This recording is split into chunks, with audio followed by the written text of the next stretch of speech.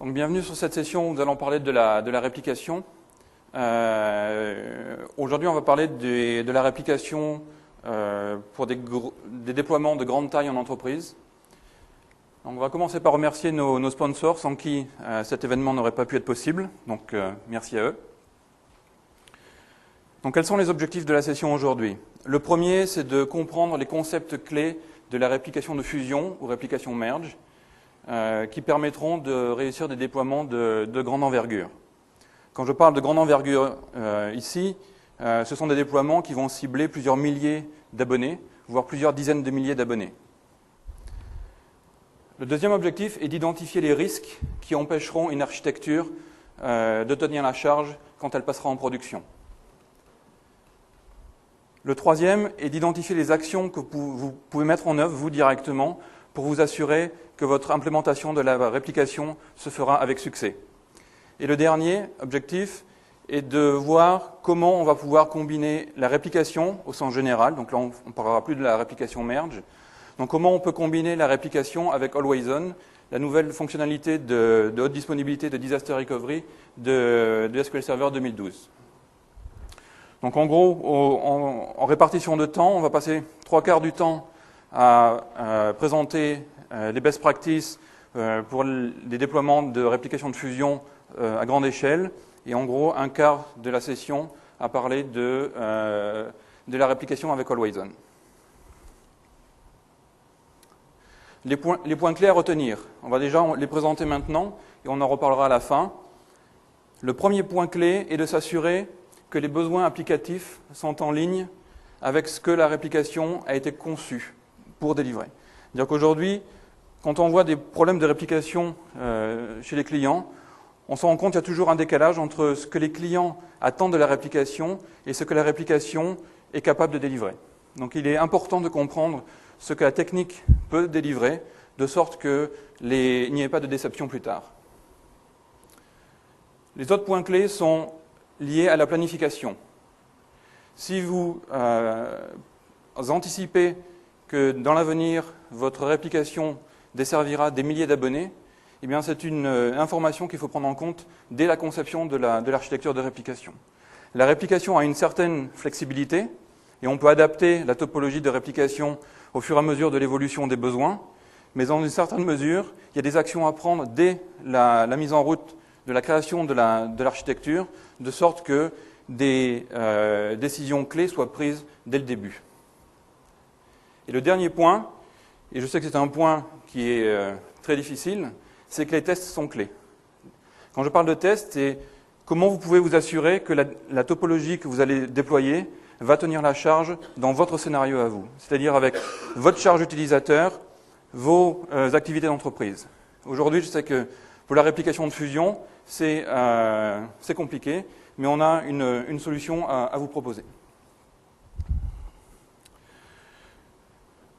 Je crois que je ne me suis pas présenté au début, donc je vais le faire maintenant. Donc je suis Jean-Yves Devant, je suis Programme Manager à Microsoft Corp. Je suis Programme Manager dans l'engine de SQL Server et je suis responsable de toute la partie réplication, Change Data Capture et Change Tracking. Ça fait 2 ans que j'occupe ce poste et avant j'ai passé une douzaine d'années au support Microsoft en France, donc en Europe, où j'étais ingénieur d'escalade sur ces problématiques ainsi que sur les problématiques de mobilité. Alors au niveau de l'agenda, on va voir 3 parties. La première, on va regarder très succinctement les scénarios pour lesquels la réplication peut être utilisée et quels sont les types de réplications qui peuvent être utilisés pour chacun de ces scénarios. Ensuite, on prendra l'exemple d'un vrai déploiement chez un client en France, en l'occurrence, et on verra comment ils ont implémenté la réplication de fusion de sorte que leur déploiement soit réussi. Et enfin, on parlera de la réplication avec Always On. Donc au niveau des scénarios, ici on a un résumé des scénarios pour lesquels les technologies de réplication peuvent être utilisées. Donc dans SQL Server, on a 3 types de réplication. On a la réplication snapshot, qui est en fait la propagation de toutes les données, de toutes les tables à chaque fois que vous synchronisez. La réplication transactionnelle qui propage des transactions, donc c'est juste le delta que l'on propage. Et la réplication de fusion qui, elle, permet la modification de données des deux côtés est conçu pour fonctionner en mode déconnecté. C'est-à-dire que votre abonné n'a pas besoin d'être connecté en permanence sur le réseau pour que la réplication puisse aboutir à un moment donné. Donc au niveau des scénarios, on a le premier en haut à gauche, qui est plus pour du read-write scale-out, c'est-à-dire qu'on veut découper l'ensemble de données en plusieurs sous-ensembles, de sorte que les applications puissent accéder à une copie des données et éviter que toutes les applications aillent sur la même copie des données. Donc pour ça, typiquement, on va utiliser la réplication transactionnelle, éventuellement la réplication peer-to-peer, qui permet aussi de faire des modifications des deux côtés, mais ça permet d'avoir plusieurs sous-ensembles de plusieurs copies de données. En haut à droite, on a la réplication, le modèle, le scénario déconnecté ou connecté occasionnellement. Typiquement, ça peut être aussi des scénarios de type branch office, où dans un environnement, on peut avoir un site principal et des sites secondaires. Donc dans ce cas-là, on peut utiliser soit la réplication transactionnelle, soit la réplication de fusion, en fonction de propriétés de synchronisation. Par exemple, si dans votre scénario, votre environnement est connecté en permanence et que vous avez besoin de propager des transactions, alors on va utiliser la réplication transactionnelle. Si c'est un mode déconnecté, comme on peut avoir avec des utilisateurs itinérants, à ce moment-là, on va utiliser la réplication merge. Et c'est donc ce scénario qu'on illustrera tout à l'heure. Un autre scénario pour lequel les technologies de réplication sont utilisées, ce sont les scénarios de mise à jour ou de migration. C'est-à-dire que j'ai un vieux système, je veux basculer sur un nouveau système. Je ne peux pas transférer tous les utilisateurs et toutes les applications sur le nouveau système tout de suite. Alors je vais mettre en place de la réplication entre les deux systèmes, de sorte à envoyer les données et les changements sur ma destination et bouger mes utilisateurs et mes applications petit à petit. Donc dans ce scénario, on a deux activités principales. On a le transfert initial de data, de données, et ensuite le delta que l'on peut envoyer. Et on peut avoir deux modes. Le premier, ce que l'on appelle le one-off, c'est-à-dire que vous avez deux systèmes, l'ancien et le nouveau. Vous arrêtez l'ancien, vous transférez tout sur le nouveau, et vous oubliez l'ancien, vous l'arrêtez complètement. Le deuxième mode, celui dont on a un peu parlé, qui est plus en actif-actif, où vous ne pouvez pas tout basculer du jour au lendemain, et vous maintenez l'activité sur ces deux systèmes. Les scénarios en topologie hétérogène, ce sont les scénarios pour lesquels la destination n'est pas SQL Server, et peut-être soit du Oracle, soit du DB2, ou alors, à l'inverse, la source peut être du Oracle, et la destination peut être du SQL Server. Donc vous avez vu sur le croquis, j'ai bien dissocié les deux schémas. Ça veut dire que ces fonctionnalités n'ont pas été conçues pour combiner les deux. On n'a pas conçu ces fonctionnalités pour faire de l'Oracle vers l'Oracle via SQL. Change tracking, ici, pour les applications. Donc on s'est rendu compte qu'il y a certains types d'applications qui n'ont pas besoin de toute une suite de capacités ou de fonctionnalités. La réplication est ce qu'on appelle un produit end-to-end, c'est-à-dire de bout en bout. C'est-à-dire que je vais avoir une couche qui permet d'identifier les changements, qui va traquer les changements, et ensuite il va les appliquer sur la destination. Donc de la source à la destination, la réplication prend tout en charge. Il peut y avoir des scénarios où vous avez besoin juste de la partie identification des changements, et vous voulez faire une application un peu personnalisée. Donc dans ce cas-là, vous pouvez utiliser des technologies donc pour ce scénario de type Change Data Capture et Change Tracking. Ces technologies-là, en particulier pour le Change Tracking, est une technologie qui a été créée au départ pour permettre le développement de Think Framework. Donc vous avez peut-être entendu parler. Aujourd'hui, Think Framework utilise des triggers, mais les premières versions de Think Framework utilisaient Change Tracking. Un autre scénario pour lequel la réplication peut être utilisée, c'est celui-ci, où en fait, certains clients ont des applications, mettant une application tellement massive, que l'on veut répartir les fonctionnalités de cette application sur plusieurs machines. Donc une machine va peut-être faire un premier ensemble de fonctionnalités, sur une deuxième machine, c'est un autre sous-ensemble de fonctionnalités qui vont être hébergées, et en fait, l'application globale sera la vue de tous ces systèmes-là. Et dans ces cas-là, on peut utiliser Ben, soit la réplication transactionnelle, en peer-to-peer si on a besoin d'un flux bidirectionnel, ou la réplication merge. Alors, jusqu'à SQL Server 2012, certains clients utilisaient la réplication comme une solution de haute disponibilité de disaster recovery. Aujourd'hui, avec Always On, on encourage très vivement les clients à utiliser Always On pour toutes ces problématiques de haute disponibilité et disaster recovery. Ça, c'est un des messages clés. Vraiment, si vous n'avez pas eu l'occasion d'aller aux sessions sur Always On, je vous invite fortement à regarder ce contenu qui est la fonctionnalité majeure introduite dans SQL Server 2012. Donc, puisqu'on va regarder aujourd'hui le scénario déconnecté et offline, regardons un peu quels sont les attributs de ce scénario. Donc, les attributs, ça va être les points clés qui décrivent ce scénario. Donc, première chose, les abonnés, les clients sont déconnectés du serveur. Le deuxième, c'est que l'on a besoin d'une copie des données en local sur le client. Aujourd'hui, ces scénarios sont utilisés dans des entreprises qui ont besoin de faire l'automatisation de force de vente ou de force technique. Et dans ces cas-là, les utilisateurs n'ont pas forcément un accès permanent au back-end. Mais pour autant, on a besoin de pouvoir faire fonctionner l'application. Donc dans ces cas-là, on a besoin d'une base de données en local qui sera resynchronisée plus tard. Donc la base de données en local, selon le scénario, peut être soit un SQL Server, on va dire standard ou express, soit du SQL Server compact. Typiquement, ce scénario est un échange bidirectionnel. On a une capacité de détecter les conflits et de les résoudre. Très souvent, les données sont filtrées, donc des filtres horizontaux ou verticaux. On réplique des changements nets, c'est-à-dire qu'on ne réplique pas les états intermédiaires d'une donnée, on va répliquer quel est l'état de la donnée au moment de la synchronisation. Et en général, l'utilisateur final gère l'application et pas la réplication. C'est-à-dire que votre utilisateur va utiliser l'application qui, elle, va synchroniser les données en arrière-plan, mais ce n'est pas l'utilisateur qui va déclencher la réplication. Ce qui n'est pas forcément le cas avec la réplication transactionnelle en entreprise, où c'est plus un administrateur qui va gérer cette réplication, soit avec des jobs, soit manuellement. Mais en réplication offline, l'utilisateur interagit directement avec l'application qui, elle, décide de la synchro. Donc, puisqu'on a vu globalement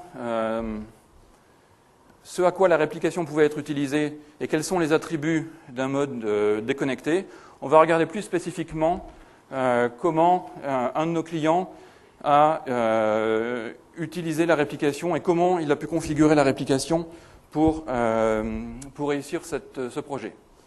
Donc, malheureusement, le client n'est pas une référence publique, donc je ne pourrais pas citer de nom.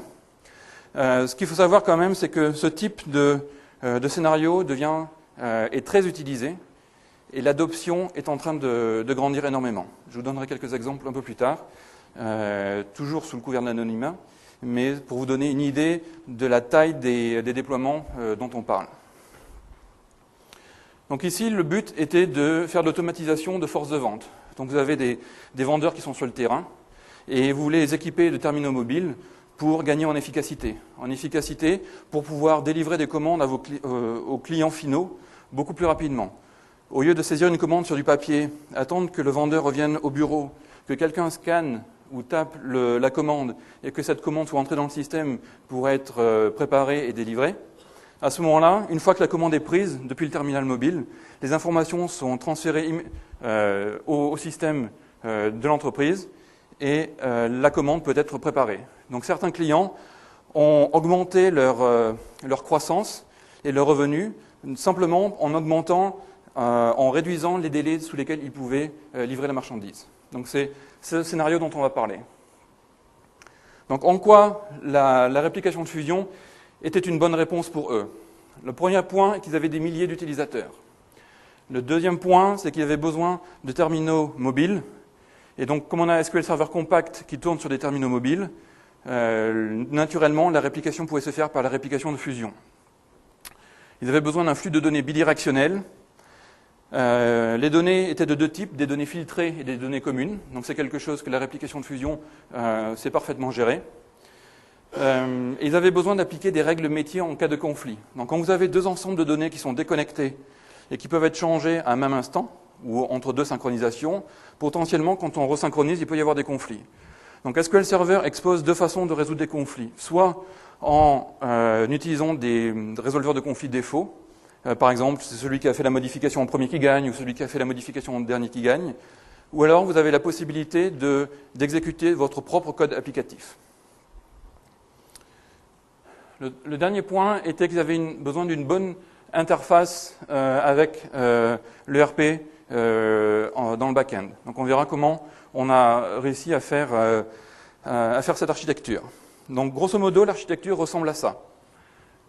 Sur la droite, vous avez l'ensemble des terminaux mobiles, et sur la partie centrale, vous avez la topologie de réplication. Sur la partie gauche, vous avez l'ERP dans le back-end de l'entreprise. Donc, on a utilisé le principe de republication, c'est-à-dire qu'au lieu d'avoir tous les abonnés qui attaquent un même serveur central, à ce moment-là, on a éclaté la charge sur plusieurs republishers. Chacun de ces republishers est un abonné de l'éditeur principal, mais en même temps, cet éditeur expose des données pour un sous-ensemble des utilisateurs. Donc cette partie de droite a été implémentée avec la réplication de fusion, et la partie de gauche a été implémentée avec des lots SSIS, dont on parlera tout à l'heure. Donc ces topologies-là, aujourd'hui, sont utilisées chez pas mal de clients partout dans le monde. Donc en France ou en Europe, on a plusieurs clients, et là on parle de déploiement de quelques milliers d'abonnés, donc 3-4 000 abonnés. Et on a plusieurs clients aux États-Unis, où là on parle de déploiement de plusieurs dizaines de milliers d'abonnés. Donc j'ai deux exemples en tête, ça va être 15 000 abonnés ou 40 000 abonnés. Et on est en train de travailler avec une autre entreprise aux États-Unis qui, eux, prévoit de déployer 60 000 abonnés. Donc comme vous voyez, ce que l'on va voir ici, ça s'applique à un client en particulier, mais la recette est la même pour toutes les topologies qui impliquent un déploiement conséquent.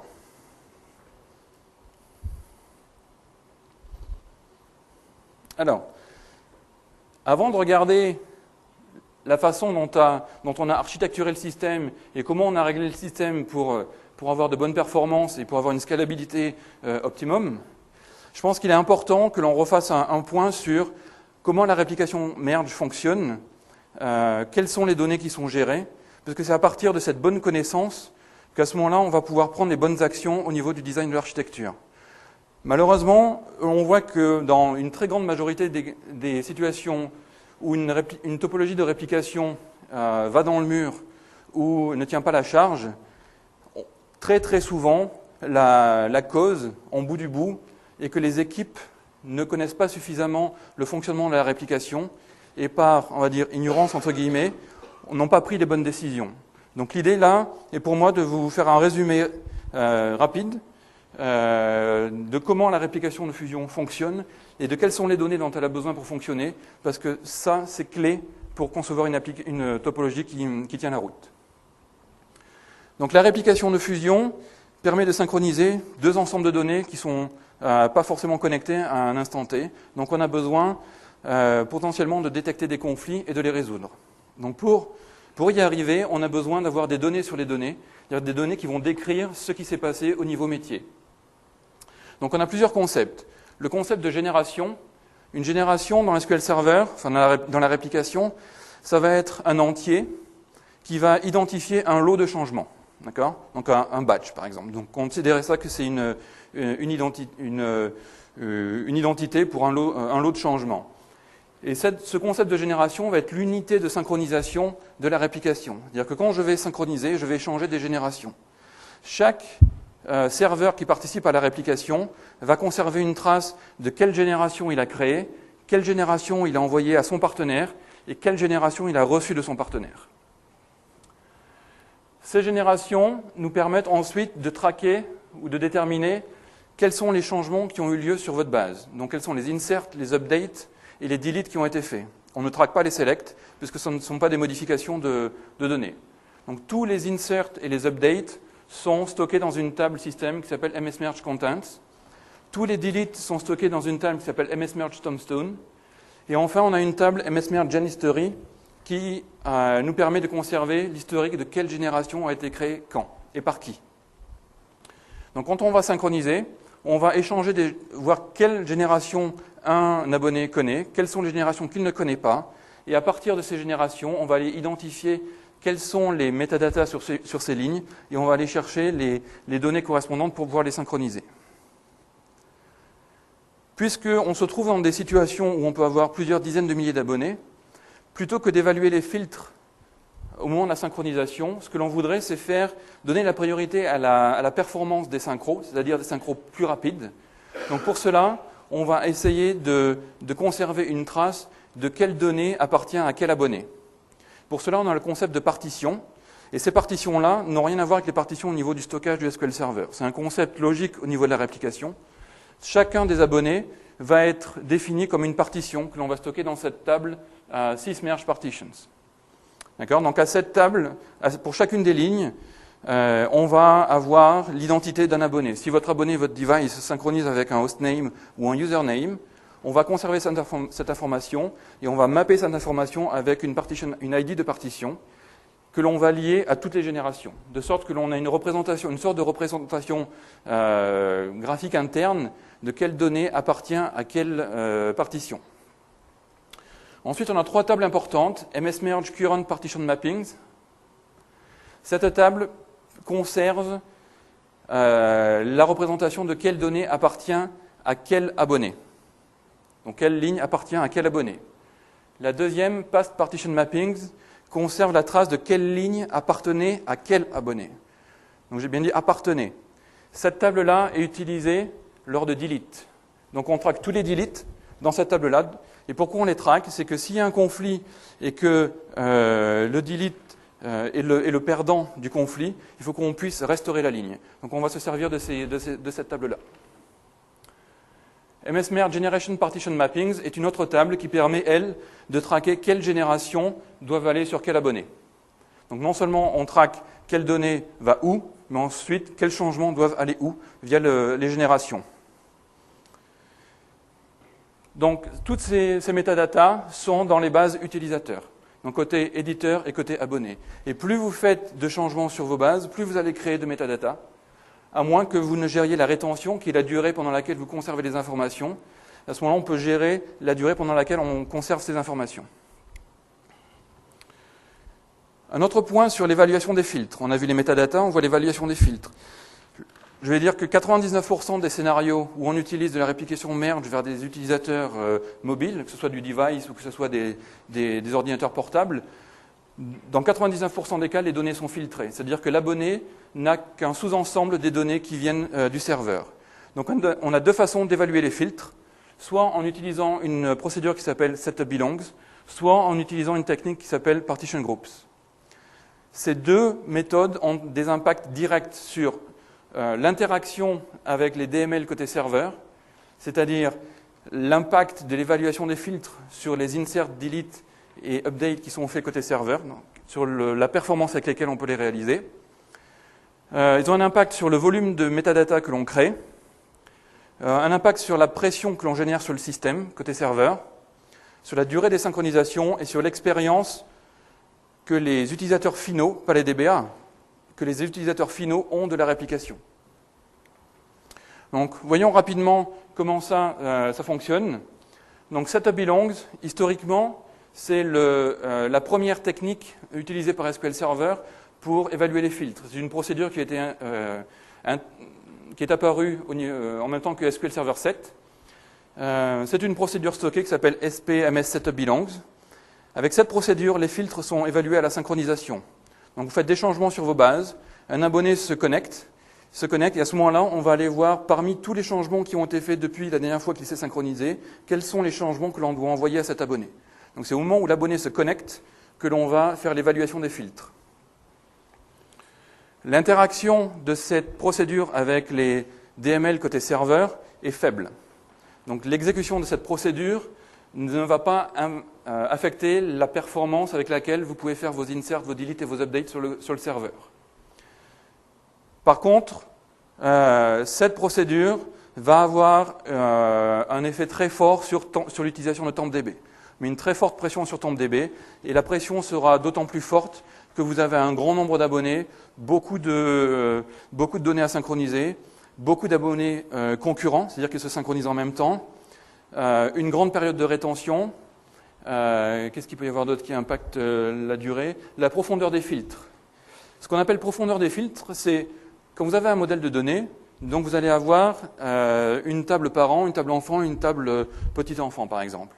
Ce qu'on appelle profondeur des filtres, c'est le nombre de tables que l'on doit parcourir avant d'arriver à la table de plus bas niveau. Sachant que chaque lien entre deux tables filtrées est une jointure, on voit que si j'ai 9 tables en profondeur de filtre, pour chaque ligne de chaque table, pour chaque abonné, je vais faire 9 jointures. Et pour chaque branche de mon modèle de données. Donc il est important de voir comment ces procédures-là fonctionnent, parce que vous imaginez bien que si vous avez 2 abonnés, vous faites vos tests avec 2 abonnés dans votre environnement de test, l'expérience va être très bonne. Par contre, quand vous en aurez 15 000 en production, il y a des chances que ça se passe moins bien. Donc c'est vraiment important de comprendre en gros comment ces techniques fonctionnent. Au niveau de Partition Groups est une technique qui permet d'évaluer les filtres au moment où vous faites les mises à jour de données côté serveur. Le principe est qu'on estime que côté serveur, vous avez plus de puissance disponible, vous avez une meilleure capacité à faire évoluer la configuration de votre serveur. Par comparaison à faire évoluer la taille de votre connexion réseau ou la capacité à évaluer des filtres. Donc avec Partition Groups, on évalue les filtres au moment où vous faites les modifications et pas au moment où vous vous synchronisez. De sorte que quand l'abonné arrive pour se synchroniser et récupérer ses données, on sait déjà quelles données doivent aller sur l'abonné et l'abonné n'a qu'à lire le contenu de sa partition que l'on a décrit dans le slide précédent. Donc le gros avantage de cette technique-là est qu'elle permet d'avoir une bien meilleure scalabilité avec plusieurs centaines de synchronisations simultanées. Alors, si on recentre maintenant sur le scénario du client dont on parlait tout à l'heure, de quoi ce client avait-il vraiment besoin?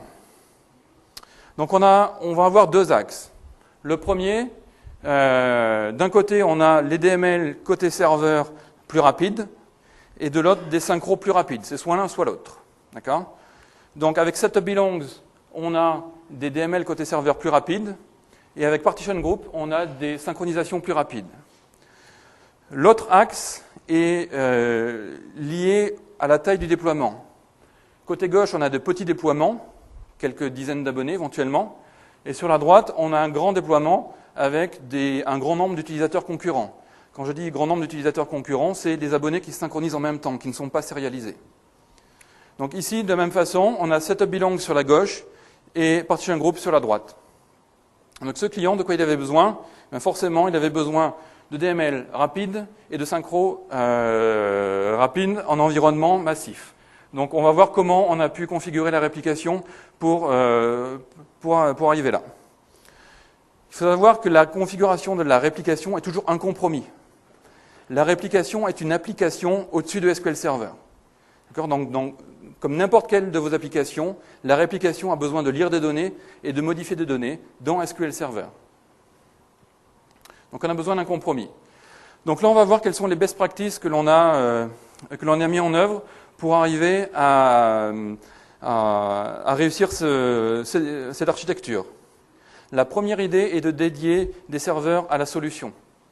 Si vous mettez d'autres applications ou d'autres services, une messagerie, du reporting sur la même boîte, il y a des chances que l'expérience soit limitée à terme. Donc il faut vraiment dédier les machines si vous avez un très gros déploiement qui arrive. L'utilisation de republishers, donc ce sont ces publishers, ces éditeurs intermédiaires, est fortement recommandée. Pas systématique, mais fortement recommandée. Et on verra que pour arriver à le déterminer, d'une part, il y a besoin d'avoir une certaine connaissance de la réplication, donc c'est pour ça que je vous passais ces détails aujourd'hui. Une partie d'expérience aussi, donc c'est pour ça que c'est bien d'avoir dans vos équipes des gens qui ont un profil un peu orienté réplication si vous avez des projets de ce style-là, ou de vous faire accompagner. Et l'autre, j'ai perdu mon fil. Je vous retrouverai tout à l'heure. Donc les republishers, c'est très important. Il faut éviter les modèles de données en étoile. Le modèle de données en étoile, c'est une situation où vous avez une table centrale avec plein d'enfants tout autour. Pourquoi ? Parce que la réplication de fusion fonctionne avec des triggers. Et à chaque fois que vous allez rajouter un enfant, vous allez complexifier la logique du trigger.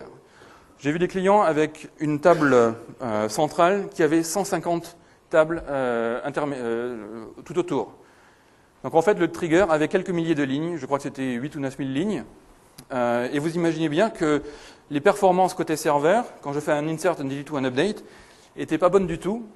Et la raison en était que SQL Server passait énormément de temps à compiler le trigger et non pas à l'exécuter.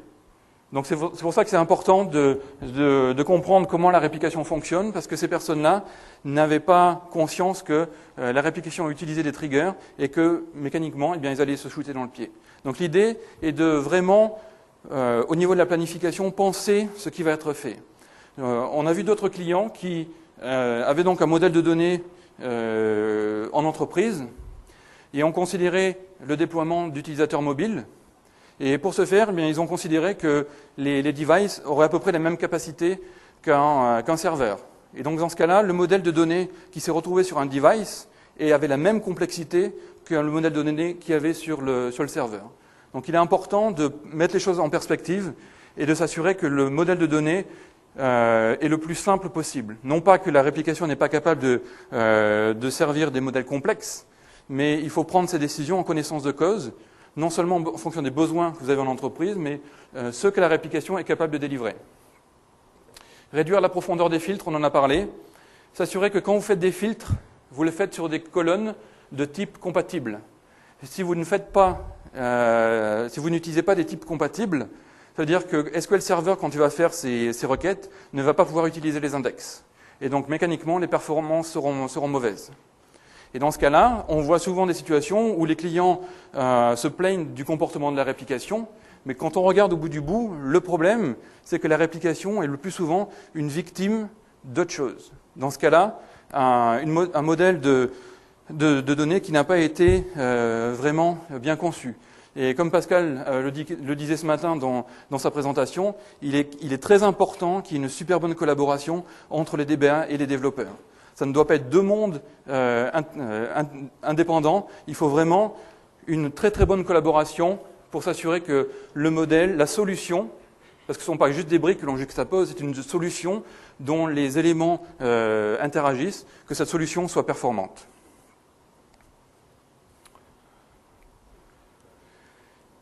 Alors, quand on a des milliers d'abonnés, à un moment donné, il faut quand même initialiser ces abonnés. Il faut envoyer le premier lot de données sur ces abonnés.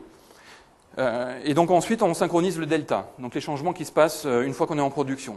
Mais il peut arriver qu'il faille réinitialiser un abonné, c'est-à-dire lui renvoyer certaines données. Donc dans ce cas-là, on a besoin de renvoyer ce qu'on appelle le snapshot, c'est l'ensemble de données initiales. Donc est-ce que le serveur a la capacité d'uploader les changements qui ont été faits sur l'abonné avant de redescendre un snapshot? Mais ce qui est très important, c'est que de savoir que la création de ces snapshots prend pas mal de ressources. Et plus vous avez d'abonnés, plus la création de ces snapshots va prendre de ressources. Quand vous avez 15 000 abonnés, que vous devez définir 15 000 ensembles de données pour chacun de vos abonnés, vous ne faites pas ça à n'importe quel moment. Donc l'idée est d'utiliser une des fonctionnalités de la réplication qui s'appelle les snapshots dynamiques, qui maintenant, à partir de 2008, je crois, est une fonctionnalité par défaut. Snapshot dynamique veut dire que quand on crée l'abonné, on va créer dans MSDB un job qui va être en charge de créer le snapshot pour cet abonné. Et l'idée est d'exécuter ces jobs régulièrement, en avance de phase, à des périodes qui ne correspondent pas au pic d'activité de la production, de sorte que les snapshots soient prêts au cas où il faille réinitialiser un abonné. Réinitialiser un abonné, ça peut venir en cas de, par exemple, un device tombe en panne, la carte mémoire est perdue, il faut renvoyer des données, ou bien un utilisateur, par exemple, tombe malade et reste absent plus longtemps que la période de rétention. Si vous avez une période de rétention qui, par défaut, est à 2 semaines et que vous avez quelqu'un qui est malade pendant 1 mois, eh bien, quand cet utilisateur va vouloir se reconnecter, la publication aura expiré, donc on ne va pas pouvoir resynchroniser cet abonné, et donc il va falloir lui renvoyer un snapshot. Si vous avez plusieurs utilisateurs dans ce cas-là, eh bien, vous allez devoir créer le snapshot de chacun d'eux au même moment, potentiellement en milieu de journée. Donc ça peut avoir un impact très fort sur votre production. Donc l'idée est de créer les snapshots bien avant. Donc on a une fonctionnalité qui, c'est ce point ici, Allow Subscriber Initiated Snapshot, qui est une fonctionnalité qui permet à un abonné ou à une application cliente de déclencher la création de son snapshot. Donc c'est très flexible, parce que quand quelqu'un a besoin d'un snapshot, SQL Server peut le préparer. Par contre, ça peut avoir un effet négatif, c'est-à-dire que si vous avez, je ne sais pas moi, 5000 de vos abonnés qui décident de faire la même chose en même temps, vous allez écrouler votre serveur. Donc il peut être intéressant de désactiver cette option. L'intérêt de partager l'information ici, c'est qu'on a vu des clients qui étaient dans cette situation, donc l'idée est de le faire avant que vous soyez confronté au problème. Max Concurrent Merge est un paramètre qui permet de définir combien de synchronisations simultanées SQL Server va pouvoir satisfaire. Aujourd'hui, par défaut, la valeur n'est pas limitée, c'est infini. Donc ça marche très bien, mais vous pouvez être dans des situations par rapport à vos scénarios métiers particuliers où ça n'est pas forcément une bonne idée. Et dans ce cas-là, on risque d'avoir, mettons, je sais pas, 1000 abonnés qui se synchronisent en même temps, et SQL Server va essayer de faire du round robin pour satisfaire chacun de ces 1000. Et globalement, l'expérience de tous ces utilisateurs ne va pas être bonne parce qu'on a beaucoup de context switch et au lieu de faire la synchronisation, on va passer son temps à passer de l'un à l'autre. Donc l'idée est de réduire le nombre de synchronisations concurrentes de sorte à garantir une sorte de qualité minimum de service. Et globalement, même si vous avez l'impression de réduire cette valeur, vous aurez une bien meilleure expérience ou vos utilisateurs auront une bien meilleure expérience. Typiquement, sur des architectures où on a 3-4 000 abonnés avec 2 ou 4 frontaux IIS, parce que la réplication avec SQL Server Compact passe par des frontaux IIS, on peut très bien voir le Max Concurrent Merge descendre à 20. Globalement, on va être capable de satisfaire les utilisateurs de bien meilleure façon. Donc il y a d'autres paramètres, le type de partition aussi. Donc on a vu on a des partitions dans SQL Server pour savoir quelles données doivent aller chez qui. Chaque partition, on associe un type à chaque partition. Ça permet de définir le volume de métadata que l'on va associer aux lignes quand elles sont modifiées. Et selon le type de partition, donc on va avoir un volume de métadata qui peut beaucoup changer. Donc on a un type de partition où on dit que chaque ligne ne peut aller que sur un seul abonné. Donc dans ce cas-là, à chaque ligne, on doit vraiment conserver la trace de qui doit recevoir cette information. Mais on a aussi un concept de partition qui dit cette ligne devra aller chez tout le monde. Et à partir du moment où on sait qu'une ligne doit aller chez tout le monde, à ce moment-là, on n'a pas besoin de conserver la trace de cette ligne doit aller sur chacun de ces 15 000 abonnés. Donc dans ce cas-là, le volume de métadata va être réduit de façon drastique. On a fait un POC avec un client dans un lab où on s'est retrouvé avec 75 millions de lignes dans une table de métadata, alors que le client n'avait pas besoin de cette flexibilité de la réplication. Donc en changeant le type de partition, derrière on a pu réduire à quelques milliers de lignes. De 75 millions, on est passé à quelques milliers. La période de rétention, c'est donc la quantité de temps pendant laquelle on conserve les métadatas. C'est une information qui est capitale. Par défaut, elle est à 14 jours, mais cette valeur ne correspond pas forcément à vos scénarios. Plus on augmente la période de rétention, plus meilleure est la flexibilité. C'est-à-dire que si vos abonnés ne se connectent pas pendant longtemps, mettons que vous la passiez à 60 jours, quelqu'un qui part 45 jours peut très bien se reconnecter. Par contre, derrière, vous allez conserver vos métadatas pendant beaucoup plus longtemps, et le coût de traitement de ces métadatas peut devenir très important. Donc l'idée derrière, c'est de trouver le compromis entre dire quelle flexibilité je veux donner à mes utilisateurs par rapport à quel prix je suis prêt à payer pour conserver et traiter ces métadatas. en mettant les choses en perspective, ce coût, on l'évalue aussi par rapport au coût de réinitialisation. C'est-à-dire qu'on sait que si un utilisateur expire parce qu'il ne s'est pas synchronisé pendant la période de rétention, il va falloir le réinitialiser. Donc dans ce cas-là, en fonction du coût relatif de la réinitialisation, eh bien, on va dire, dans ce cas-là, je préfère réduire ma période de rétention parce que je sais que je vais satisfaire au mieux la majorité de mes utilisateurs. Et pour cet utilisateur qui, malheureusement, devra être resynchronisé, eh bien, lui devra recevoir un snapshot. Mais au lieu de faire payer le prix à des milliers d'utilisateurs, vous le faites payer à un seul utilisateur. Donc la période de rétention, la descendre à quelques jours, c'est important. En général, 3-4 jours, ça peut être bien. 3 jours, ça vous permet de passer un week-end. D'accord ? 4 jours, c'est bien aussi. Plus d'une semaine, il faut vraiment voir quels sont les besoins applicatifs. Au-delà de la période de défaut de 2 semaines, vraiment, il faut voir, potentiellement, il peut y avoir un problème. Non pas que SQL Server ne va pas y arriver, mais selon la taille de votre déploiement, une fois de plus, ça peut avoir un impact conséquent. Donc ça, c'était la partie synchronisation. Maintenant, la partie serveur. Comment on alimente le serveur principal en données provenant de l'ERP en back-end? Donc le challenge était non seulement d'alimenter l'éditeur en données, mais aussi de faire en sorte que les imports de données soient performants. De sorte que l'import ne bloque pas la réplication et que la réplication ne bloque pas l'import. Donc, quand on voit que la réplication est une application comme une autre, on se rend compte qu'elle peut générer une situation classique qui est un conflit entre les threads en lecture et les threads en écriture au niveau de l'application. Donc les mécanismes de verrouillage de SQL Server vont entrer en jeu pour la réplication aussi.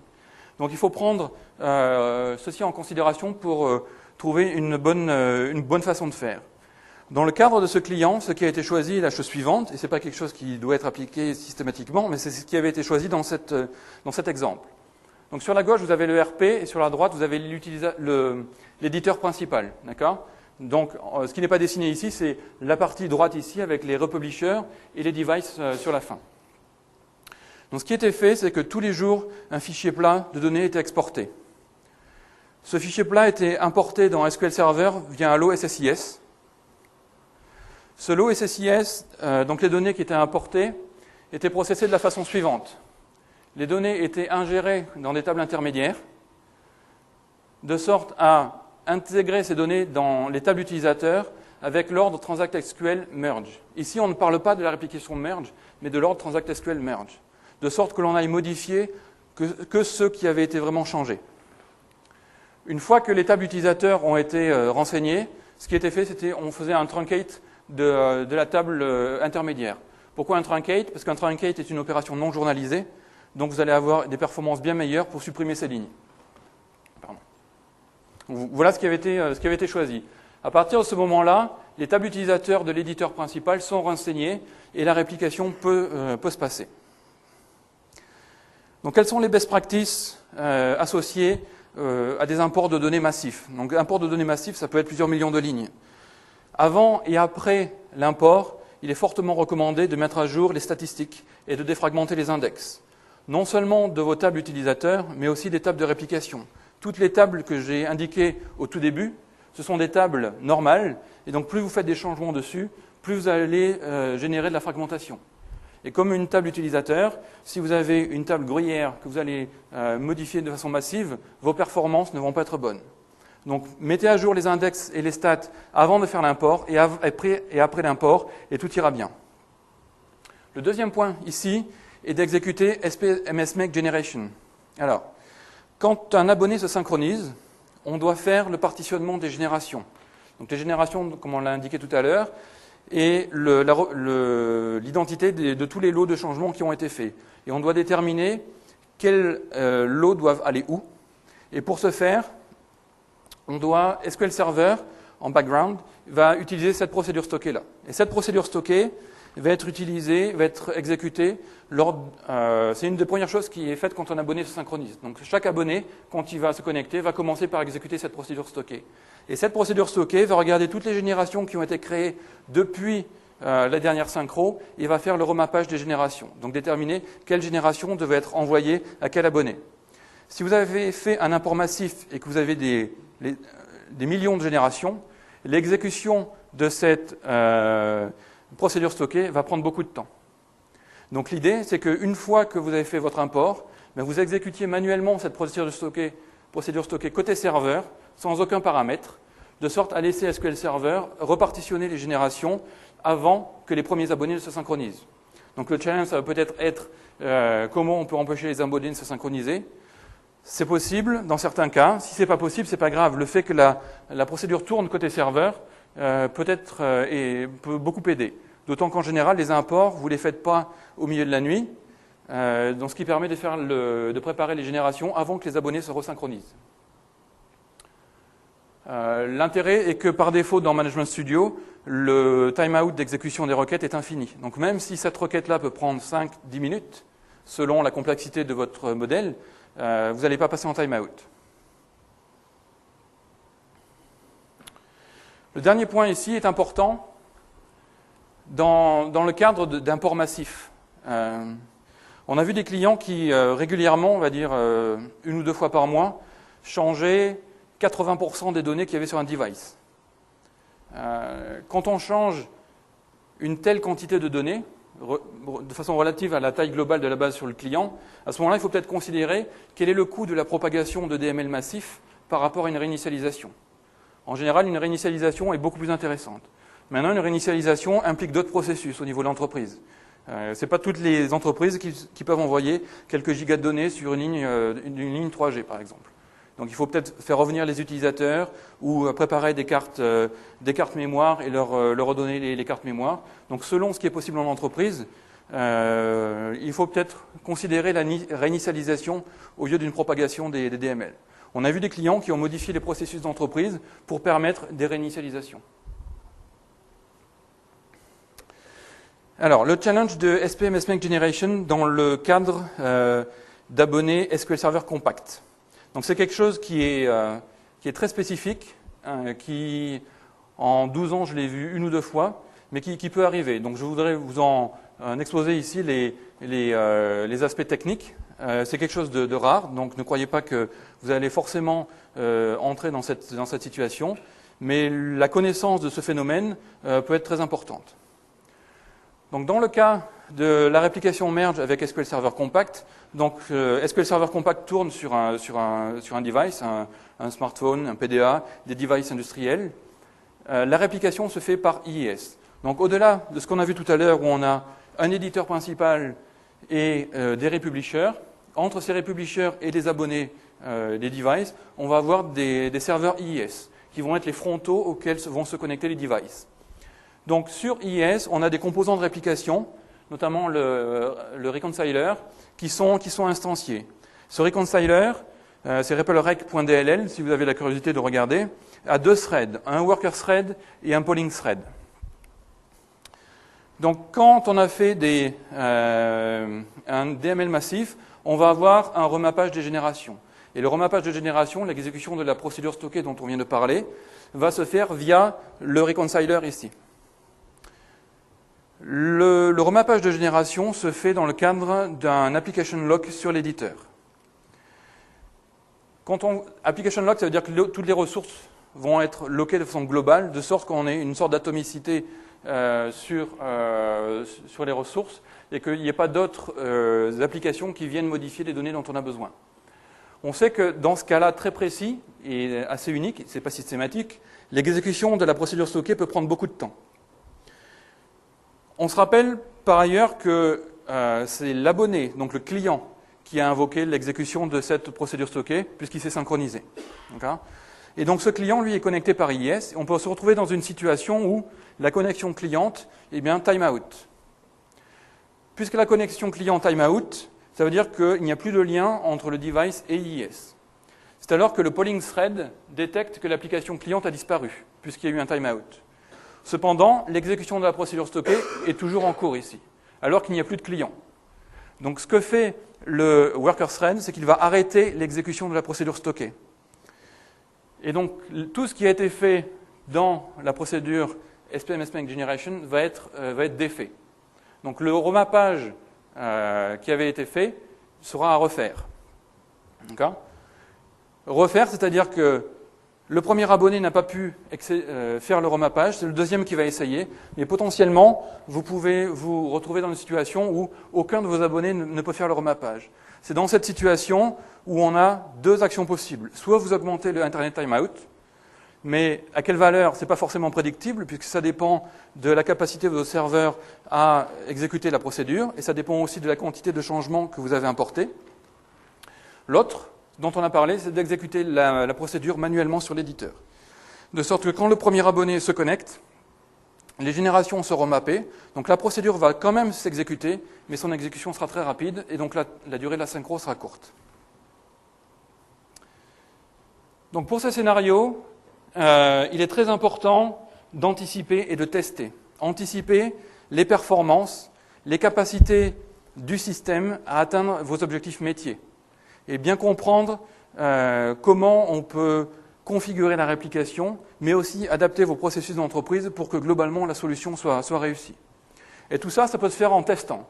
Alors aujourd'hui, vous allez me dire comment on peut tester avec SQL Server une réplication à 10 ou 15 000 abonnés. Et c'est vrai que c'est un challenge, et on va parler de quelle approche on peut prendre.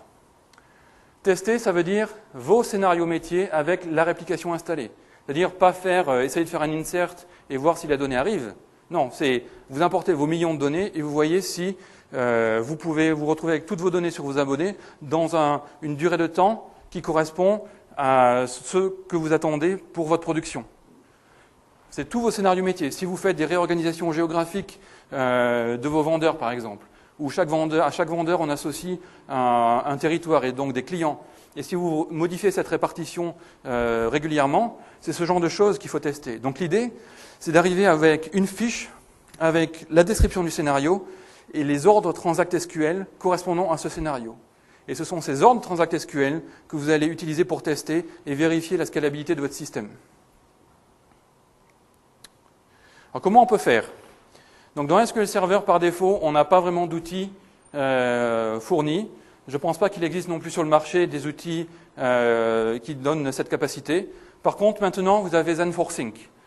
Zen4Sync est un outil de simulation qui est disponible maintenant, et on va en parler. Alors l'idée ici, c'est pas une annonce produit, c'est pas un commitment que l'on va délivrer quelque chose, mais il y a une petite équipe au sein de Microsoft qui a vécu ces expériences-là plusieurs fois, de montée en charge qui ne se passait pas bien, et on a voulu faire en sorte que l'on donne un embryon de solution aux clients. Il y a sûrement d'autres solutions sur le marché qui permettent d'atteindre cet objectif, mais on voulait donner un premier début de solution. Donc c'est une plateforme d'orchestration de la réplication qui permet d'anticiper, démontrer, valider. Anticiper la capacité de votre topologie à interagir avec un vrai back-end d'entreprise et pas une simulation avec quelques inserts et 2 abonnés. Démontrer que la montée en charge va correspondre à vos attentes avant que vous ne déployiez. Et valider que vos contraintes métiers et vos objectifs sont atteints. Non seulement vos objectifs IT, mais aussi valider que vos règles métiers sont mises en œuvre. Alors, Zen4Sync, où vous pouvez la voir, c'est un outil qui est disponible sur Codeplex. Vous pouvez le télécharger là-bas. Si vous avez des questions, vous pouvez utiliser cet alias-là. Donc l'initiateur de cette initiative, cette solution, il est là. Vous êtes peut-être allé voir sa session sur Always On ce matin, donc Pascal Bello. Et donc, il y a une petite équipe avec des étudiants l'année dernière qui ont monté cette solution. Et d'un point de vue groupe produit, c'est quelque chose qui a énormément de valeur. Ça a été testé avec succès chez certains de nos clients et on voit beaucoup de potentiel dans cet outil. Donc aujourd'hui, il n'y a pas de commitment que l'on va sortir un produit là-dessus. Par contre, on vous encourage très vivement à utiliser ce produit et à nous faire un retour via Codeplex, via les alias. Donc voilà pour la partie réplication. Ce que je voudrais faire maintenant, c'est abandonner un petit peu la réplication merge en particulier et se concentrer sur la réplication et Always On. Donc Always On Availability Group. Donc combien d'entre vous savent ce qu'est Always On Availability Group dans SQL Server 2012 ? Donc vous n'êtes pas allé à la session de Pascal ce matin? Donc je vous encourage vivement à regarder la session de Pascal. Je crois que vous pouvez récupérer les slides et toutes les sessions sont enregistrées, donc vous pouvez... D'accord. Donc les slides seront et les enregistrements disponibles à partir de la fin de semaine prochaine à peu près. Donc grosso modo, Always On est la plus grosse feature, on va dire, une des grosses features, autrement on va froisser un peu susceptibilité, de SQL Server 2012. Qui permet d'avoir une bien meilleure haute disponibilité, une bien meilleure capacité de disaster recovery au niveau du SQL Server. Donc je ne vais pas rentrer dans les détails de Always On, mais on va voir un petit peu comment ça se passe. C'est une très grande plus-value pour les applications qui ne dépendent pas des attributs de l'instance qui les héberge. Ce n'est pas le cas de la réplication. La réplication dépend de la façon dont une instance, un serveur est configuré. Une réplication ne fonctionne qu'avec un publisher. C'est donc un ensemble de configurations qui est associé à une instance elle-même. Si vous bougez cette instance sur une autre machine physique, bien la réplication ne va pas fonctionner automatiquement. La réplication aussi est liée très très fortement, encore pour le moment, à une instance spéciale qui s'appelle le distributeur. Sans distributeur, la réplication ne fonctionne pas. Donc le défi pour la réplication quand elle est combinée à Always On, c'est d'assurer ses dépendances pendant une bascule. Donc l'idée de Always On, c'est que vous définissez un groupe dans lequel vous mettez vos bases de données, pour lesquelles vous voulez basculer les bases de données d'une machine à l'autre, si jamais un souci se produit sur la machine de départ, par exemple. D'accord ? Et donc on voit bien que, puisque la réplication a ses contraintes, si je bascule une instance répliquée vers une autre machine, eh bien la réplication ne fonctionnera plus. Donc le challenge pour la réplication, c'est comment on va pouvoir honorer les dépendances pendant une bascule, donc un failover. Alors, ici, je voudrais résumer ce qui est supporté et ce qui n'est pas supporté en termes de réplication quand elle est combinée avec Always On. On a déjà eu beaucoup de questions. Donc je voulais faire un résumé de sorte que l'information soit diffusée et disponible avant que vous ne cherchiez à faire des choses. Donc qu'est-ce qui est supporté, qu'est-ce qui n'est pas supporté? On va avoir deux pivots, les rôles des serveurs et les types de réplication. En termes de rôle de serveur, l'éditeur est supporté, le distributeur n'est pas supporté, ce qui signifie qu'on a besoin d'un distributeur distant. Vous savez qu'avec la réplication, un même serveur peut à la fois être publisher, éditeur et distributeur.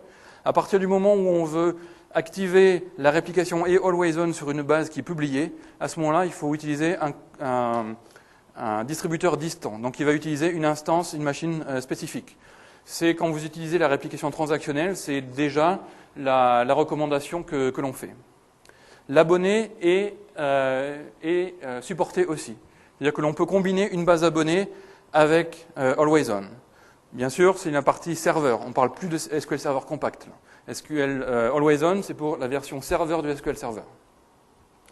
En termes de type de réplication, qu'est-ce qui est supporté, qu'est-ce qui n'est pas supporté quand on les combine avec Always On? La réplication transactionnelle est supportée. La peer-to-peer et la bidirectionnelle ne le sont pas. La réplication de fusion est supportée comme la réplication type snapshot. Ce qui n'est pas supporté en revanche, c'est le modèle republishing. C'est-à-dire que la couche intermédiaire que l'on voyait tout à l'heure, le republisher, vous ne pouvez pas activer pour le moment Always On sur ces bases-là.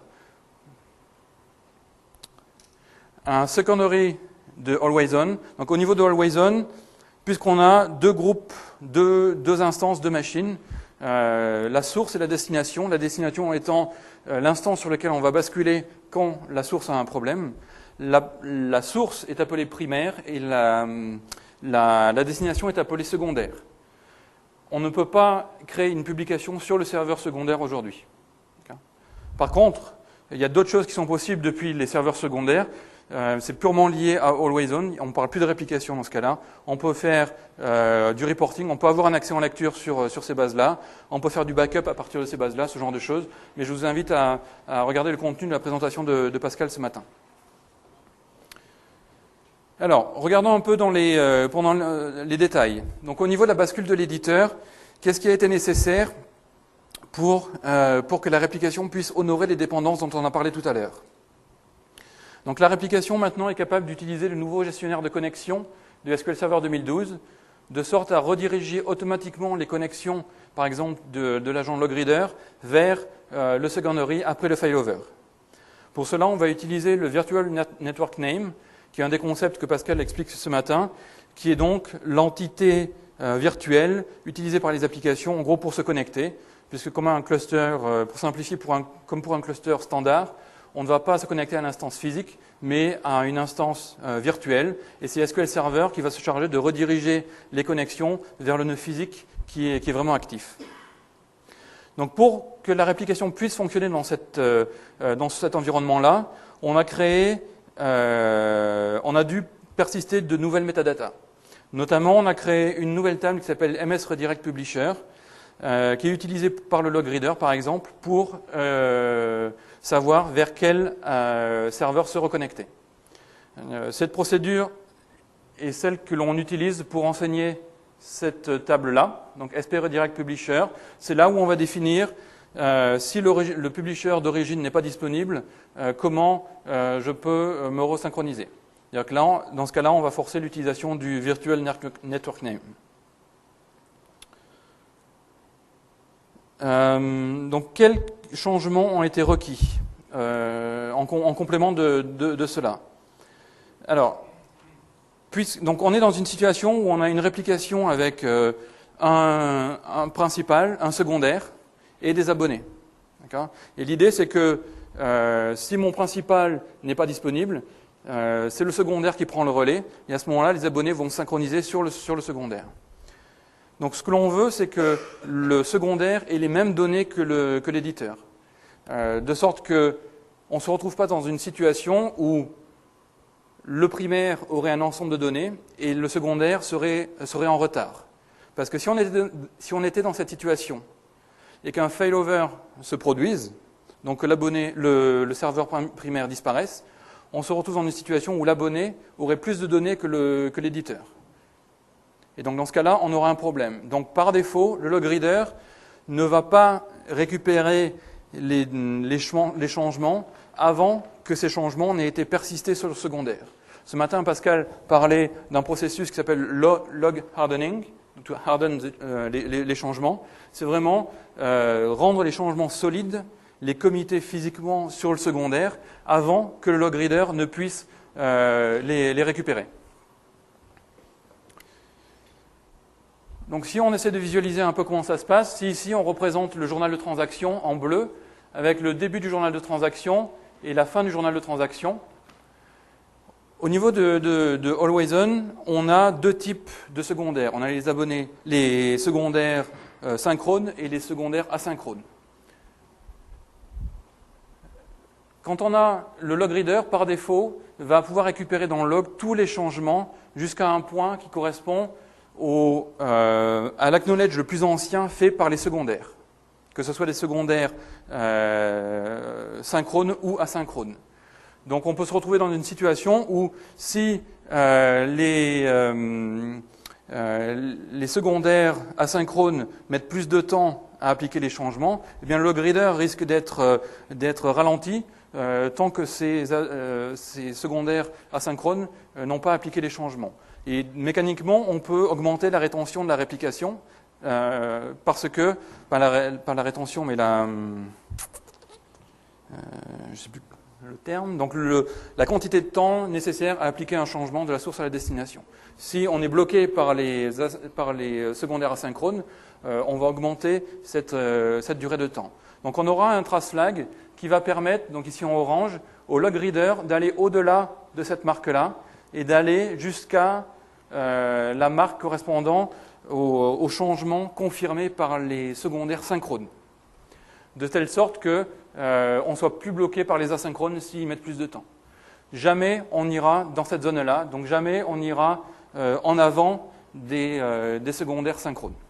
Donc c'est au niveau de la réplication, en gros, on va avoir le même fonctionnement avec Always On que celui que l'on avait avec Database Mirroring.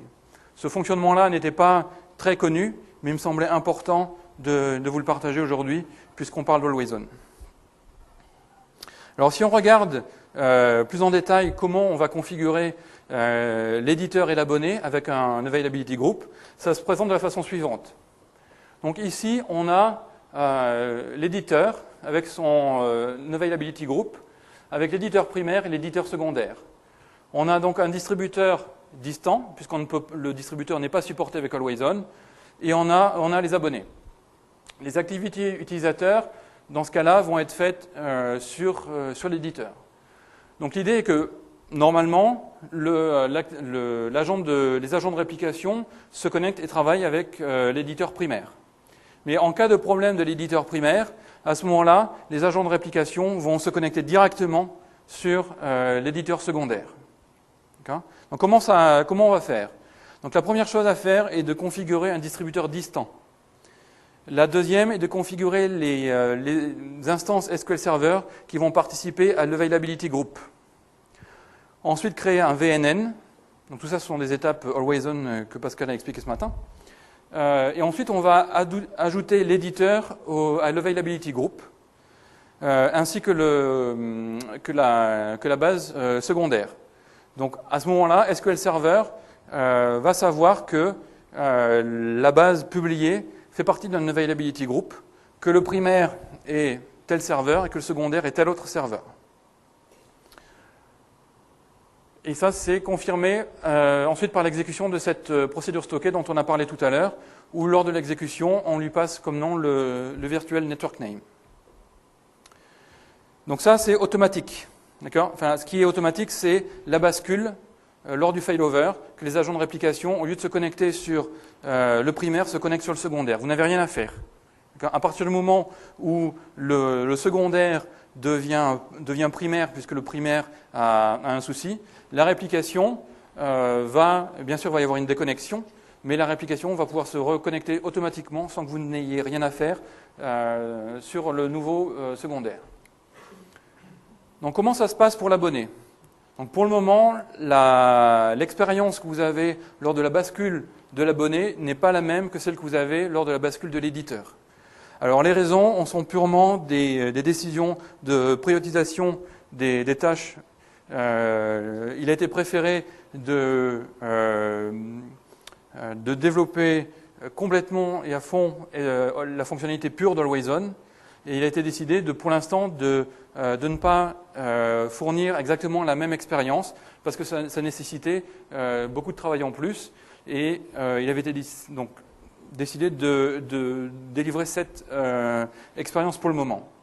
Comme pour le support du distributeur, on est conscient que ce sont des besoins importants, et on est en train de travailler à voir comment on peut combler la différence plus ou moins rapidement. Donc on est actuellement en train de travailler dessus. On a des prototypes qui tournent, donc on va voir ce que l'on va faire. Donc pour le moment, l'abonné est supporté avec un availability group. Par contre, la bascule n'est pas automatique. Vous allez avoir des actions manuelles à faire. Okay ? Donc ce qui va se passer lors de la bascule d'un abonné va dépendre de votre configuration. Si vous utilisez des abonnés en push ou en pull. Ce qu'on appelle un abonné en push, c'est-à-dire que l'agent tourne sur le distributeur et se connecte sur l'abonné pour pousser des informations. D'accord ? Sur le pull voulant dire tirer en anglais, dans ce cas-là, en pull, l'agent de réplication tourne sur l'abonné et se connecte sur l'éditeur pour récupérer les informations. Donc l'expérience que vous avez lorsque vous combinez un abonné avec Always On dépend du type d'abonnement que vous avez, push ou pull.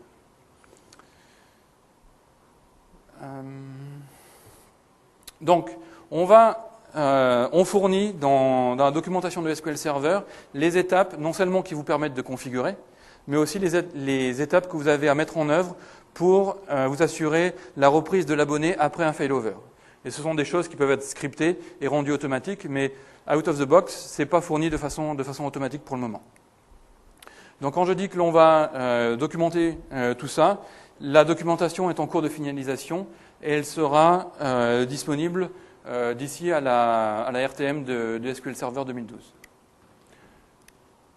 Donc si on regarde, comme tout à l'heure, comment ça se passe, donc en haut on a l'éditeur, au milieu le distributeur et en bas l'abonné.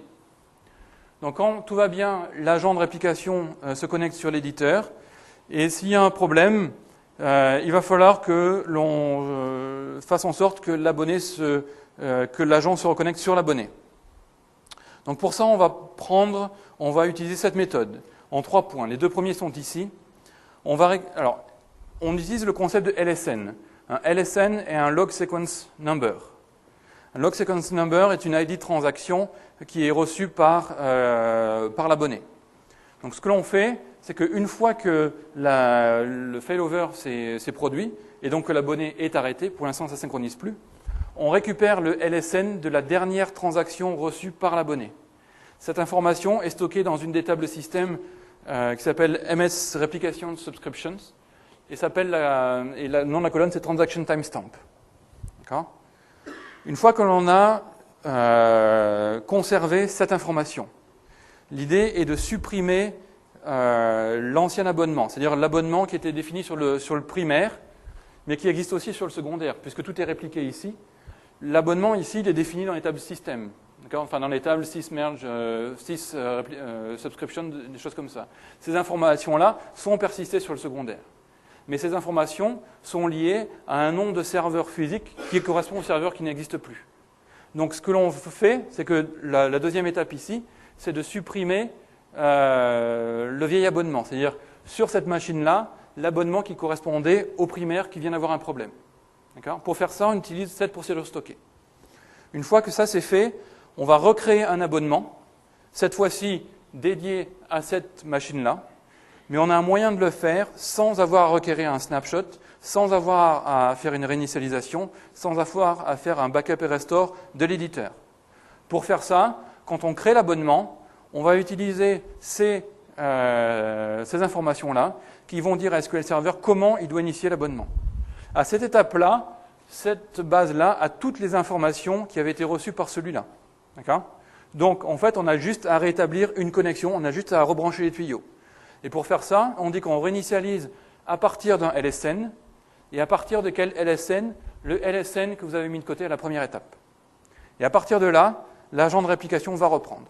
Mais comme vous pouvez le voir, ces étapes-là, finalement, il n'y a rien de sorcier. C'est vrai qu'on ne fournit pas pour le moment une automatisation du processus. On aimerait bien pouvoir le faire. Pour l'instant, ce n'est pas disponible, mais on peut très bien scripter ça et le rendre plus ou moins transparent et automatique. Donc voilà au niveau de ce que je voulais partager aujourd'hui pour Always On. En résumé, les objectifs de la session étaient donc d'avoir une meilleure compréhension des concepts clés de la réplication de fusion, d'identifier les actions que vous pouviez implémenter, des updates statistiques, des recréations, des rééquilibrages d'index, l'exécution de ces procédures stockées manuellement, SPM, SMAC Generations, et les autres procédures qui permettent de faire la bascule de l'abonné. On a appris à combiner la réplication avec Always On. Et les points clés à se souvenir sont ceux-là. S'assurer que ce que vous attendez de la réplication est en ligne avec ce pourquoi elle a été conçue. La planification est clé, c'est-à-dire qu'il vous faut essayer d'anticiper au maximum quelle va être votre topologie de réplication, vos besoins à l'avenir. Et les tests sont clés. Vraiment, les tests sont capitaux. Vraiment, on vous encourage fortement à aller tester Zenforcing que vous pouvez avoir gratuitement sur Codeflex. Et un autre point sur lequel je voudrais vraiment insister, puisqu'aujourd'hui on vient nous parler d'une situation où manifestement les connaissances en entreprise sur ces problématiques, sur le fonctionnement de la réplication ne sont pas suffisantes et ont contribué à une situation. Il est important que les personnes qui conçoivent la solution et qui la mettent en œuvre soient formées. Ce n'est pas un coût, c'est un investissement qui réduira les coûts d'exploitation lorsque ce sera en production. Voilà, je vous remercie pour votre attention et je crois qu'on devait finir à 18h30 et ça ne devrait pas être trop mal au niveau du timing. Merci.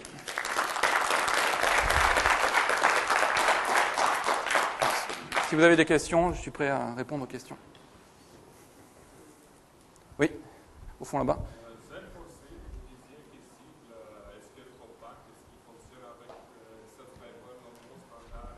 Pas pour le moment. Pas pour le moment. Mais partagez-nous du feedback dessus. Selon la quantité d'intérêt, vraiment, s'il y a un intérêt très fort pour ça, On verra ce que l'on peut faire. On a un complément du projet qui va redémarrer avec d'autres étudiants pour fournir potentiellement une meilleure interface utilisateur, ce genre de choses. Donc ça fait partie des choses que l'on peut envisager, mais vraiment on a besoin de votre feedback, puisque moi derrière au niveau du groupe produit, c'est quelque chose que je peux mettre en avant. Plus j'ai de feedback direct de clients, plus c'est facile pour moi d'influencer. Et donc à ce sujet, utilisez très fortement MS Connect. MS Connect, au-delà de SQL Server de la réplication, c'est un site web qui a été fourni par Microsoft sur lequel vous pouvez donner du feedback sur les produits et en direct ça arrive au niveau des équipes de dev. Et pour moi c'est très important au niveau de la réplication d'avoir du feedback en direct, puisque derrière, au niveau les clients peuvent voter sur un point remonté par un autre client. Et ces votes-là sont utilisés pour lorsqu'on prend les décisions d'investissement. Est-ce qu'on va plutôt faire ça ou est-ce qu'on va plutôt faire ça? Donc on a des idées, on sait dans quelle direction on veut faire aller le produit, mais une partie de la décision, c'est regarder quelle est l'expérience que les clients ont du produit sur le terrain et de voir comment on peut améliorer cette expérience. Et une façon de le faire, c'est d'utiliser MS Connect. Il vous suffit de vous connecter, c'est gratuit, et de fournir une description du problème que vous avez ou du souhait. S'il y a une fonctionnalité qui n'est pas disponible, demandez-la ou exprimez le souhait. Donc ce n'est pas un commitment que l'on va fournir cette fonctionnalité, mais en tout cas ça donne une visibilité du besoin. D'autres questions? Oui. C'est pas vraiment lié à cette session-là, mais la date de sortie pour la RTL Première partie 2012. Je crois que la date n'est pas encore publique, donc dans plus trop longtemps. Là, il y a la RC0. C'est pour avoir un ordre d'idée. Et la RC0 n'est pas go live en fait. La RC0, je crois qu'elle est. Je sais pas trop quelle est la politique là-dessus. Je crois qu'il y a les clients TAP, qui sont les clients qui sont en preview, qui tournent dessus. Nous, en interne, au niveau Microsoft, on tourne dessus aussi. Mais je ne sais pas exactement, je ne connais pas vraiment les conditions d'utilisation. Donc regardez sur le site web SQL Server et je pense qu'il doit y avoir des informations complémentaires là-dessus. Une question? Justement, ouais, sur la partie failover dans le cas d'une bascule. Parce que moi j'avais déjà mis en application ça en base mémoire sur 2005. Et donc c'est directement le log reader qui a l'option failover partner en fait bascule mémoire. Donc là le passage a été fait sur Horizon. Oui. Donc au niveau de la distribution aussi, par exemple, on va prendre un cas critique, je laisse le failover partner sur mon vieux profil de log reader. Ça... Alors, donc ça veut dire qu'on est dans une situation où la réplication continue à utiliser d'anciens paramètres. Dans ce cas-là, je ne sais pas vous répondre comme ça. Si vous avez une carte, je prends le point et puis je vous enverrai la réponse. Je n'ai pas la réponse en tête comme ça. De toute façon... Je pense que le failover partner ne sera pas utilisé parce que, et donc potentiellement ça ne va pas interagir parce qu'on va provisionner le nom du virtual network name et que si le primaire n'est pas accessible, on va utiliser le virtual network name. Donc en ce moment-là, on va aller directement sur le secondaire. Je pense qu'on ne va pas utiliser le paramètre alternate synchronization partner. Mais il faudra que je valide. Je ne suis pas certain sur ce point-là. Pardon? Il va détecter l'otage, donc va essayer de basculer. Pardon, je n'ai pas compris. Il va détecter l'otage de log reader, donc va essayer de basculer avec sa chaîne failover partner. Non, c'est au niveau de la logique dans le code. À mon avis, c'est ce qu'il faut que je vérifie. Je pense que l'utilisation du virtual network name va prévaloir sur le fait qu'il y a on va dire un vieux paramètre qui traîne. Mais il faudra que je valide. Là, j'ai pas la réponse certaine en tête. Donc, si vous avez une carte ou si vous voulez me laisser votre mail, je pourrais vous donner la. Ah oui, j'ai pas vu. Donc, tu peux m'envoyer un mail. J'ai une question, mais après. Okay. Rien à voir avec.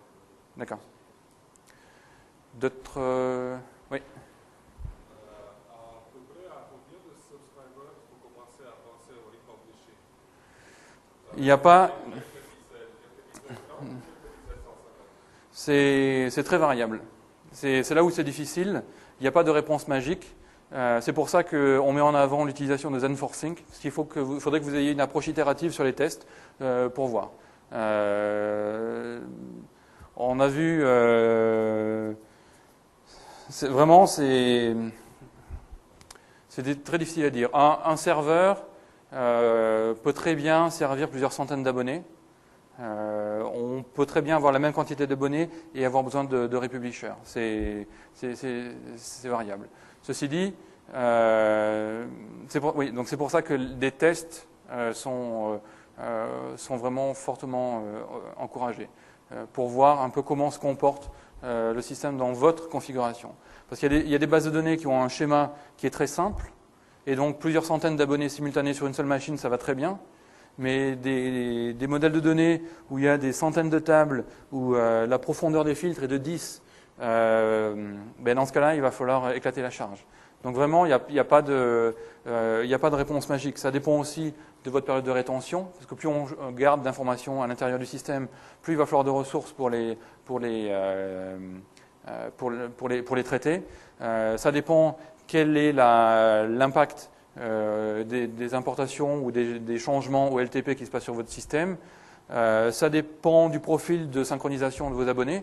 Est-ce que les synchronisations des abonnés sont distribuées sur une plage de 24 heures, ou est-ce qu'il y a vraiment des pics, par exemple un début de tournée le matin à 8 heures du matin et un retour de tournée à 18 heures. En fonction, si vous avez une charge qui est étalée sur 24 heures, vous n'avez pas forcément besoin de republisher. Par contre, si vous avez 2 pics d'utilisation en début de journée et en fin de journée, rien que ça peut nécessiter l'utilisation de republisher, non pas sur une utilisation globale, mais parce que vous avez des scénarios spécifiques de pointe de charge. Oui. Est-ce que ZenForSync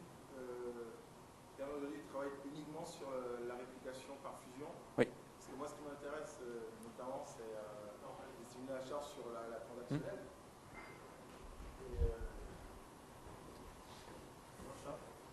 Je ne sais pas, sinon je prends celui-là. Pour ZenForSync, en fait, c'est une plateforme. C'est qui a posé la question, en fait? Pour ZenForSync, c'est une plateforme extensible qui, au départ, a été prévue. Alors, c'est une plateforme extensible. On peut écrire des composants dedans pour étendre ce qu'on est capable d'orchestrer dans ZenForSync. Mais comme elle a été prévue au départ, elle a été pensée pour le scénario merge, on fournit les composants merge par défaut. Donc, donc le scénario que je décrivais tout à l'heure, c'est du style, on peut imaginer de laisser à ZenForSync la chose suivante, déclencher à un instant T l'exécution d'un package SSIS qui va récupérer des données d'une base hétérogène vers SQL Server. Ensuite, de créer dynamiquement des bases SQL CE sur des serveurs, donc là préparer les bases sur le serveur. Ensuite, mettons, faire une copie de ces fichiers sur des devices, entre guillemets, on n'a pas les vrais devices, mais sur des devices simulés. Lancer la synchronisation. Exécuter la requête SQL en local sur les bases de SQL CE, relancer une synchronisation, vérifier que la colonne numéro 3 de la table numéro 2, l'enregistrement numéro 10 a bien la valeur 2, parce que d'un point de vue métier, c'est ce qu'on attend. Voilà, et tout ça, là, tout ce que je viens de décrire, c'est des composants qui sont individuels et qu'on peut étendre. Donc oui, ça a été pensé pour la merge, mais non, ça n'est pas limité qu'à la merge, et on peut faire de la transac, on peut aller déclencher l'allumage d'un grippin. Si tant est que ça a du sens. On n'a pas encore testé. On n'a pas de... c'est pas supporté. Attention, c'est pas supporté.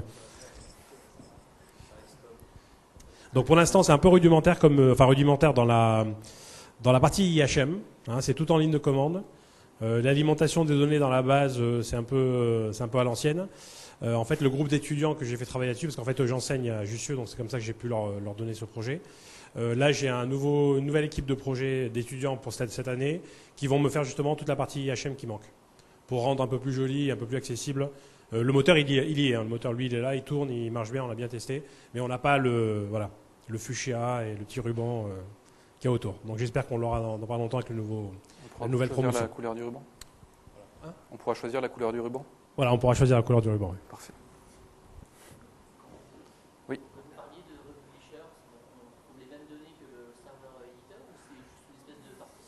Ça dépend. Il y a plusieurs modèles possibles. On peut très bien avoir les mêmes données qui sont donc complètement recopiées. comme il peut y avoir très bien un partitionnement. Certains clients font du partitionnement géographique sur mais il peut y avoir quand même un minimum de données communes. Donc, grosso modo, on peut avoir 80% de données dédiées à une certaine région, mais un minimum de données communes, de données paramètres ou donc ça dépend. C'est pas une obligation d'avoir l'un ou l'autre. Il y avait d'autres questions. Oui, là-bas. Dans la présentation, vous avez illustré un apport de données massif où en fait vous passiez par une table temporaire et en fait vous utilisez après quand SQL merge. Est-ce que la même chose peut se faire pour l'application transactionnelle? Oui. Alors, enfin, ça dépend de ce que vous avez comme ERP derrière. Si c'est une base SQL, oui, on peut très bien avoir un éditeur qui est sur la base SQL ERP, et à ce moment-là, le publisher central devient un republisher. Par contre, là, on va se retrouver dans une situation qui n'est pas recommandée, c'est qu'on a deux niveaux de republisher. Mais dans le cas où vous voulez faire la réplication transactionnelle entre le back-end et l'éditeur principal, à ce moment-là, on ne recommande pas l'utilisation du republisher. Ça dépend un peu de votre modèle. Et Est-ce que pour les apports de données massives en transactionnel, est-ce qu'on peut utiliser en fait la même méthode, c'est-à-dire juste d'apporter les données dans une table temporaire, faire un merge? Ah oui, oui. Oui, la réplication n'a pas conscience de l'utilisation qui est faite d'une table. Donc, si vous dites que si vous configurez la réplication de telle sorte que la base cible, la table cible, la table abonnée n'est pas la table de production, mais une table intermédiaire, il n'y a pas de souci. La réplication n'a pas conscience d'une sémantique associée à la table. Donc après, libre à vous de prendre ces données qui sont répliquées dans une table abonnée temporaire et d'alimenter la vraie base ou la vraie table. Ça, c'est possible. Je dirais que c'est indépendant de la solution. Oui, c'est possible. Du point de vue des performances, quand on a une topologie avec du republishing, beaucoup d'abonnés, donc 1000 ou 2000 abonnés, lorsqu'un abonné est à jour en données qui est partagée par tout le monde, c'est-à-dire les publishers, tous les abonnés, donc ça veut dire que la mise à jour va remonter sur le publisher direct, redescend sur les abonnés, remonter et redescendre. En fait, on va inonder finalement toute la topologie avec ça. Est-ce que c'est considéré comme une mauvaise pratique? Non. Qu'est-ce qu'on peut faire pour... Alors, donc la question était quand dans une topologie avec des republishers, donc on a un republisher principal, un publisher principal, des republishers et des abonnés. Et la question était quel est l'impact au niveau des performances? Est-ce que c'est une situation recommandée où un abonné fait un changement et que cette donnée doit être partagée? À ce moment-là, cette donnée va inonder tout le monde. Et est-ce que ça pose des problèmes de performance? Est-ce que c'est recommandé, ce genre de choses? Donc oui, effectivement, selon le type de partition, donc de toute façon, la donnée va remonter, à moins que vous ne traquiez pas les changements côté client.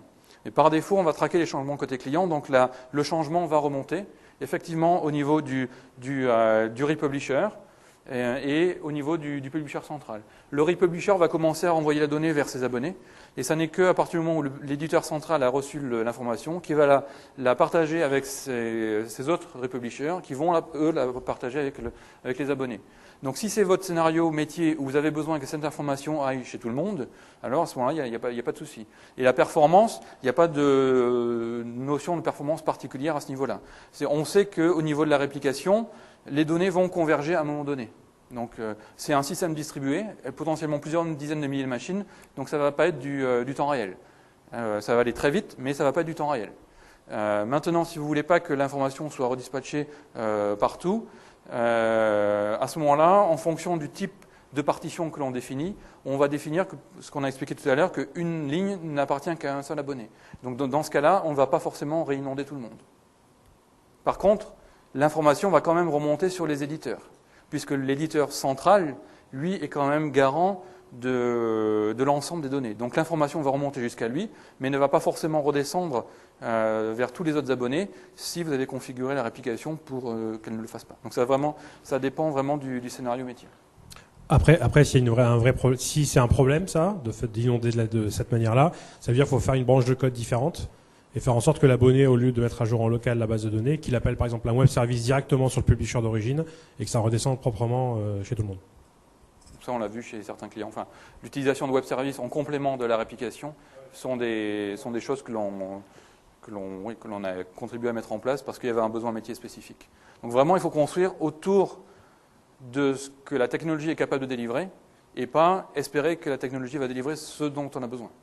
C'est pour ça que je voulais vraiment insister pour vous expliquer comment ça fonctionne. Bon, on est allé vite, hein, en résumé, et ce que vous pouvez en attendre pour que, grosso modo, vous ayez en tête ce que vous ne devez pas en attendre et que vous créez l'architecture ou les composants qui permettent vraiment de délivrer ce dont vous avez besoin.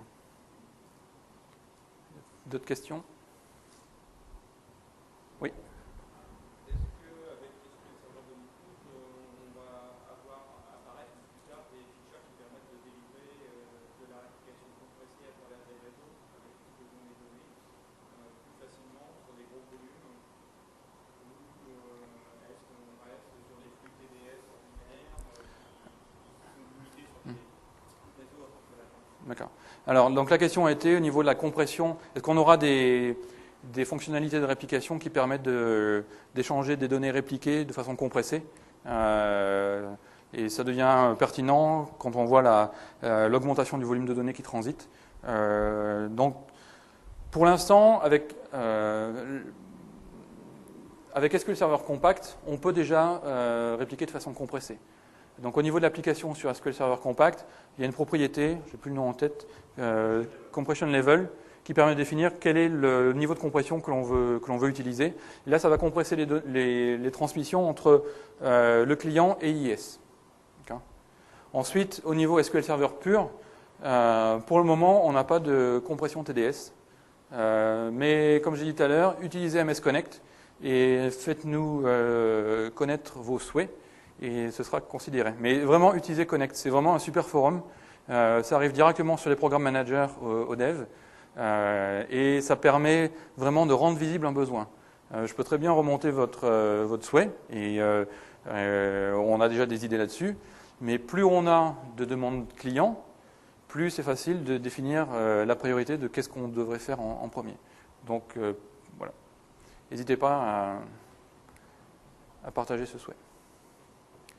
D'autres questions ? Non ? Bon, eh bien, merci pour votre attention. Bonne fin de soirée. Au revoir.